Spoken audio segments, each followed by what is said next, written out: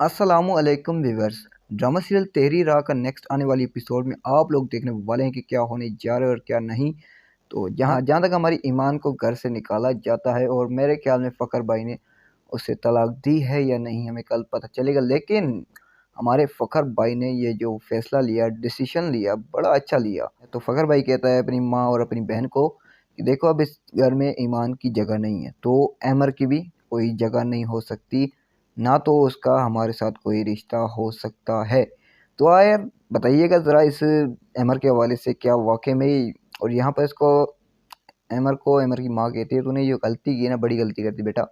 और अमर कहता है मैंने कौन सी बड़ी गलती कर दी माँ जी, बताओ यार। गलती बड़ी तूने ये की है कि बस उस लड़की की ज़िंदगी बर्बाद कर डाली। तो अब देखते हैं क्या बनता है। हमारी ईमान का बेचारी रो रही मसले पे आकर। तो आप दोस्तों की अकेले आप दोस्तों की क्या राय, छोटी सी वीडियो, छोटी सी अपडेट, छोटी सी राय के हवाले से अगर वीडियो अच्छी लगती है तो यार लाइक कमेंट शेयर करना बोलना। और अगर यूट्यूब चैनल पर नए हो तो यार करो सब्सक्राइब, और अगर फेसबुक पेज को फॉलो नहीं किया तो यार जल्दी से कर दो। तो इंशाल्लाह मिलता है नेक्स्ट वीडियो में, तब तक के लिए अल्लाह हाफिज़।